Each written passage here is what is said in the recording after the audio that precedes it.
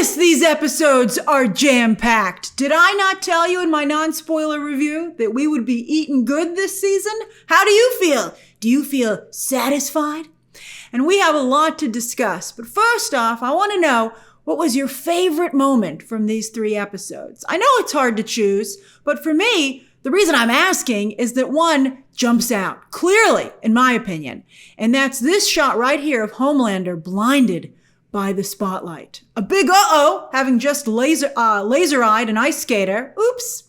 But even more horrified that the boys, that group, have gotten this close, and his plans might be thwarted. Absolute art!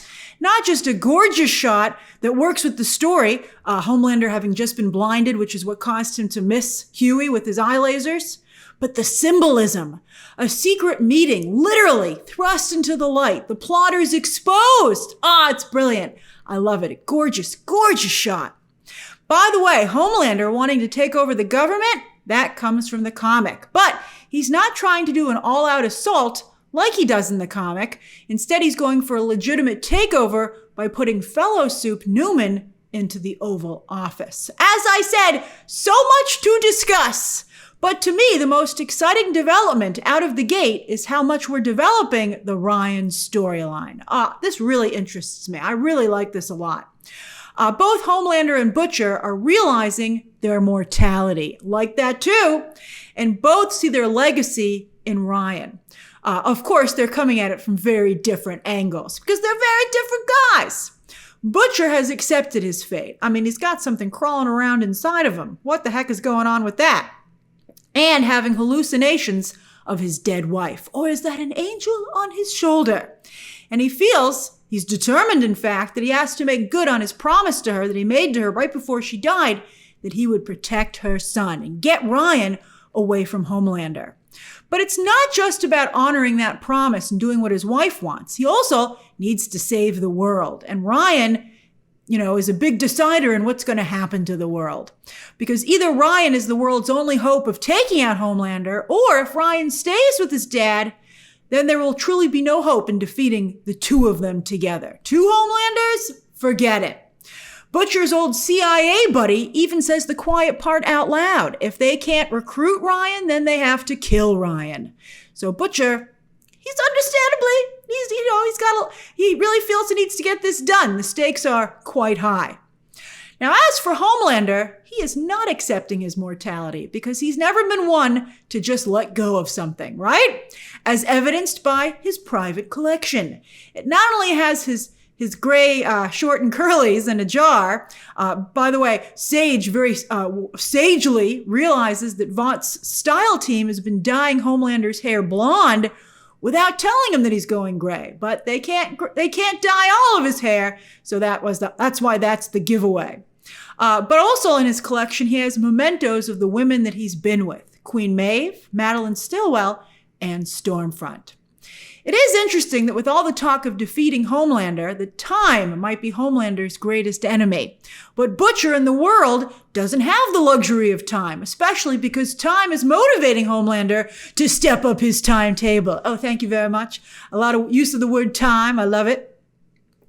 Now, Homelander says he's doing all of this for Ryan, but then why does it seem that he only sees his son as an extension of himself? That homeboy pitch meeting? Hilarious, but also quite telling. Why is Homelander jealous when he overhears the Vought PR team talking about how the airbrushing on the last 7 movie sent them millions of dollars over budget? Basically, they're saying the 7 are old. And they say that Ryan is, brand new. And, that really upsets Homelander.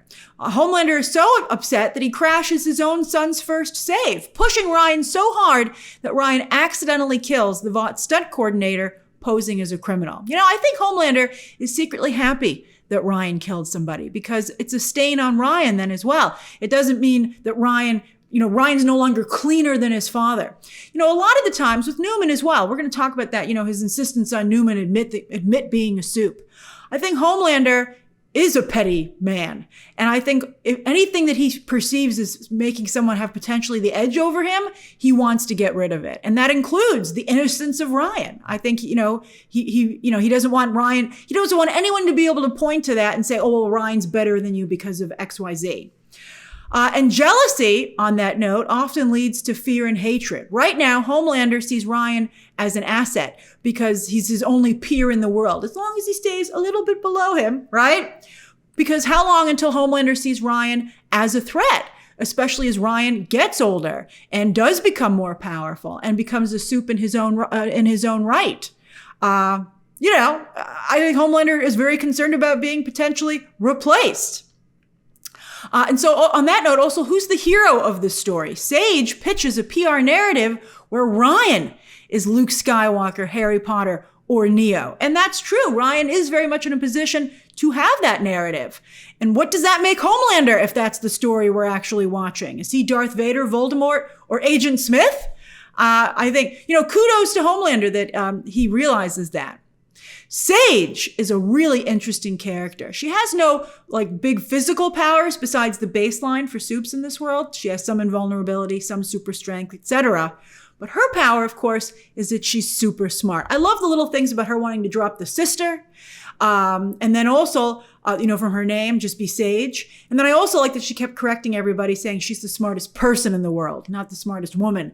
Thank you very much. I thought that was great. Although, as A-Train mutters, who was on a team with Sage when they were younger, she's not smart enough to keep her mouth shut. I thought that was, I've seen the whole season. That is some brilliant foreshadowing. That's all I'll say. And I will say that as I rewatch season 4 to do these breakdowns, I'm really impressed with a lot of the foreshadowing. And that makes the show, season 4, worth revisiting after you finish it. I think you'd be impressed with how much subtle foreshadowing there is. There's even other stuff here that I'm not going to highlight because I don't want to give things away, but it's really cool. But back to Sage, it's potentially a writer's nightmare to have to write the smartest person in the world. How do you deliver on that promise besides just making it so by saying it? But I think the writers here actually kind of do deliver on that promise. Sage is very smart. Starlight taking the fight to the public, well then Sage says, we'll fight you back with someone else who uses the public as a battleground. Firecracker. That's really smart. And the way Sage sets up the Starlighters, planting the bodies of 3 hardcore Homelander fans that the 7 actually killed themselves. But for all the things that Sage does know, she doesn't know that one of those hardcore Homelander fans was the ex-boyfriend of MM's ex-wife, who that ex-wife had asked MM to look into to do a wellness check on because their daughter still had fond memories of him. So the boys know and have evidence that those 3 were not killed at the riot, but instead miles away. But welcome to a Cold War. They can't use that, at least for now, they can't use that evidence. I'm sure they're amassing it. Homelander is basically a weapon of mass destruction, so powerful and twisted that he can simply command anyone to do anything, and they have to do it for fear of what he'll do to them and maybe others. But at the same time, he complains to Sage when he goes to meet her. I love him going to meet her incognito. It's always interesting to see Homelander pretending to be a regular guy. But he says speaking of regular guys, he needs those puny humans to let him be in charge because, he doesn't want to rule a literally scorched and empty planet. He just wants to be in charge. And Sage is very smart to use Rome as an example because it was once a mighty democracy that eventually became an empire ruled by one. Have you not seen Gladiator, where they emphasize that? So that's why both sides need to do the cloak and dagger routine. We know why anyone who's against Homelander needs to be careful, but that is a very clever way to make sure that Homelander needs to be careful as well. Because I think he likes society. He likes things the way they are. He just wants to be at the top of the food chain. Although he doesn't totally like the way things are, he does feel, he can't have his cake and eat it too. He wants everybody to jump, to say how high when he tells them to jump, but he doesn't like everybody around him jumping. He feels, it gives him like a feeling of being alone. But he's a very infantile, as I said, petty person, which is one of the things that makes him so interesting as a character.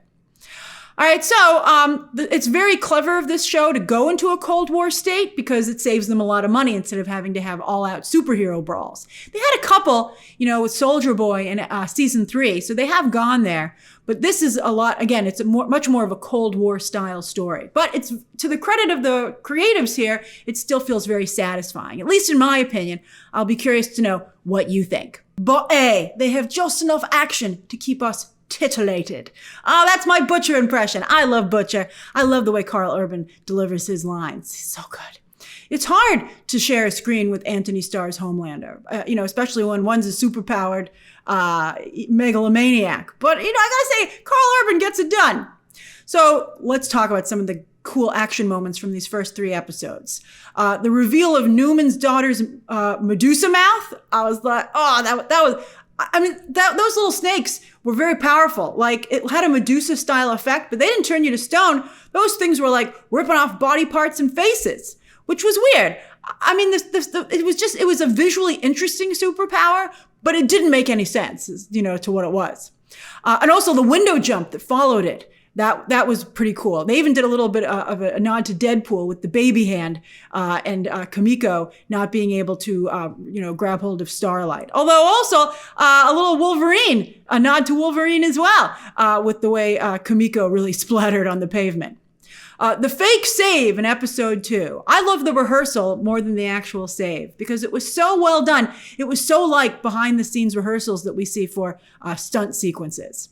Not to mention Sage's trap for the boys at TruthCon. I bet Tony Shalhoub never guessed that Amazon would use his likeness in this manner when he signed it over in his Mrs. Maisel contract. I wonder if they do have carte blanche to do whatever they want with those Mrs. Maisel images after the fact, or if they had to get his approval. What a waste of a multiple man, though. I mean, they got some like typical boys' crude jokes in, but the multiple man character that power set can be so much more interesting, as we saw in the way Peter David reimagined Marvel's multiple man in those comics, both the X Factor and then his later solo title. Good comic. Anyway, back to the good stuff here, with, of course, the literal big finish for these first 3 episodes being Vought on Ice, a Merry Christmas versus Happy Holidays rant, brilliantly set to music and ice skating, before it turns into a massacre. The way that sequence kept evolving and elevating was just truly inspired. And there's even cooler stuff this season. I mean, very, very clever. Shock value has always been a big part of The Boys, but this season more than ever, the comic, but also even the show, and this season more than ever, it's hard to believe some of the stuff they're saying. And I'm not just talking about the political commentary, but the shots taken at Hollywood as well. That blindside takedown. What if Will Ferrell runs into Sandra Bullock somewhere? I mean, that's going to be awkward, although I don't know if Sandra Bullock watches The Boys.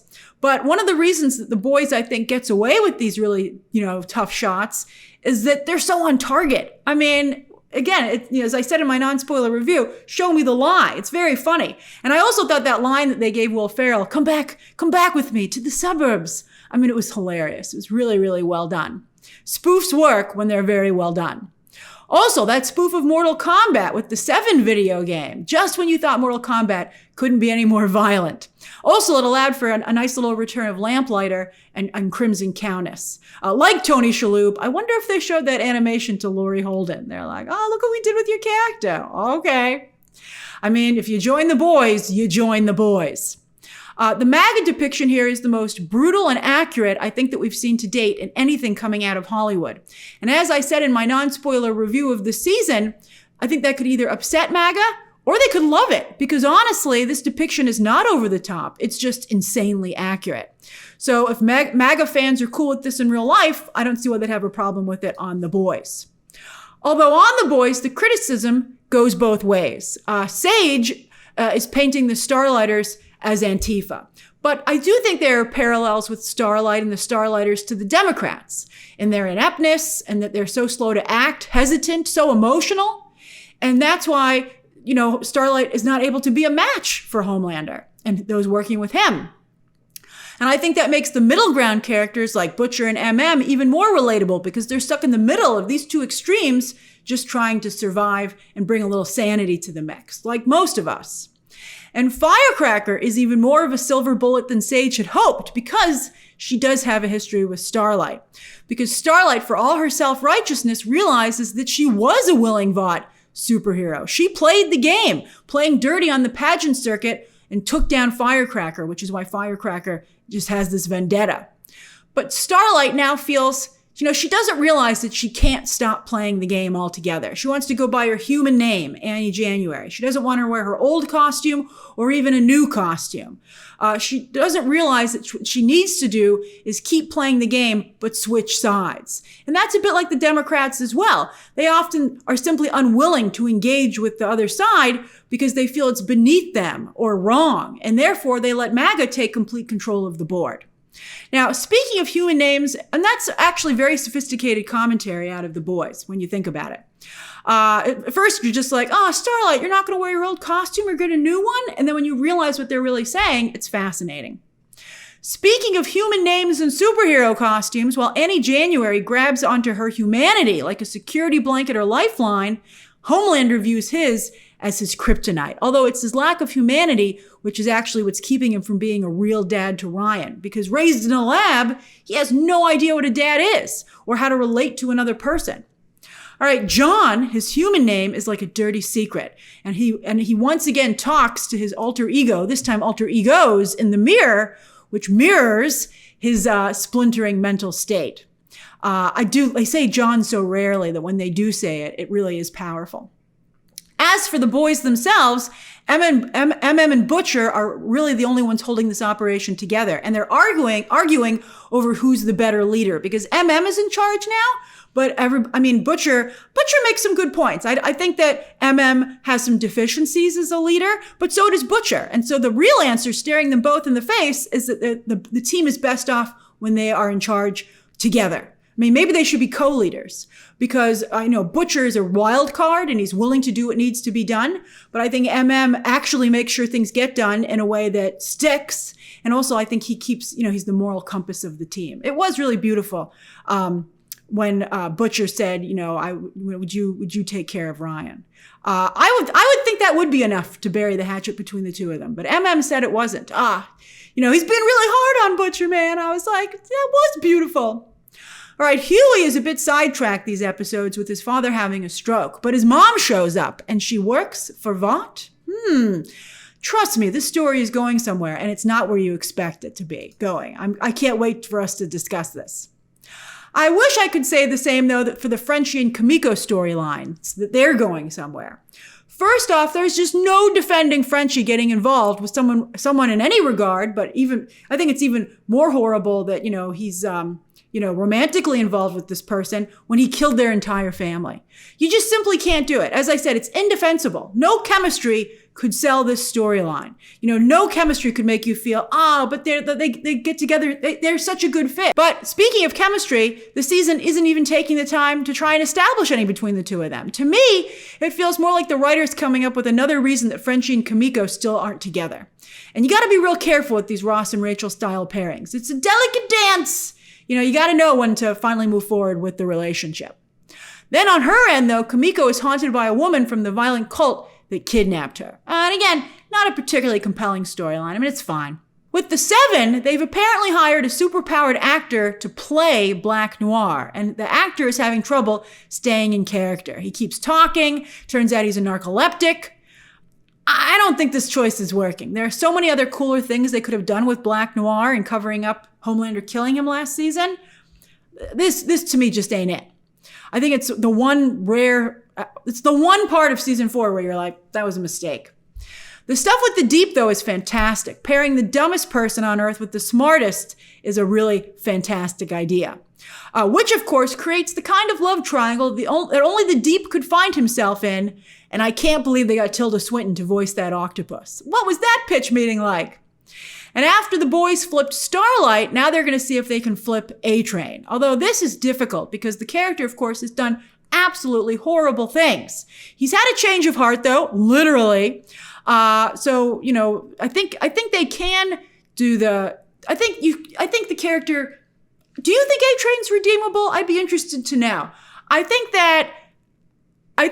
if there's no redemption, well, then how will these kind of divisions ever get resolved, right? It will only be resolved if enough of the people on the other side come over to your side. So I think you have to believe in that. And so with A-Train, and I think they've made the journey complex and nuanced, which therefore makes it realistic. I think MM is right. A-Train pretended to care, when Vought gave him that narrative previous season. And then that only made A-Train realize how much he hadn't actually cared. And then, speaking of things, that metaphorically and literally happened, the consequences of Vought's actions were brought home to A-Train when his brother was paralyzed. And, it's made his brother cast him out. And I think that also can really make somebody take a hard look at themselves when they lose their loved ones, which has happened to A-Train. And A-Train is proving to be a very valuable asset, not just with inside information, but he also saves Huey from Homelander at Vought on Ice. And that's another thing that I think is making A-Train more sympathetic, the extreme risk that he's putting himself in. He's risking his life multiple times every episode. And so I think that, again, as I said, makes him a little bit more sympathetic, despite the horrible things that his character has done. By the way, I don't know if the sound design is better this season, but I finally realized, I don't know why it took me so long to realize this 4 seasons in, but A-Train does sound like a train when he uses his super speed. I think that's really cool. Then there's the government. Yep, that's right. There's still a government. I was surprised that season 4 opens with Singer and Newman having already won the election, which I guess they need to lead into these Cold War shenanigans. Because Homelander and Sage want to kill the president so they can have a soup in the Oval.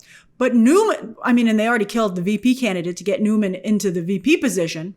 But also on that note, Newman wants to continue hiding her powers.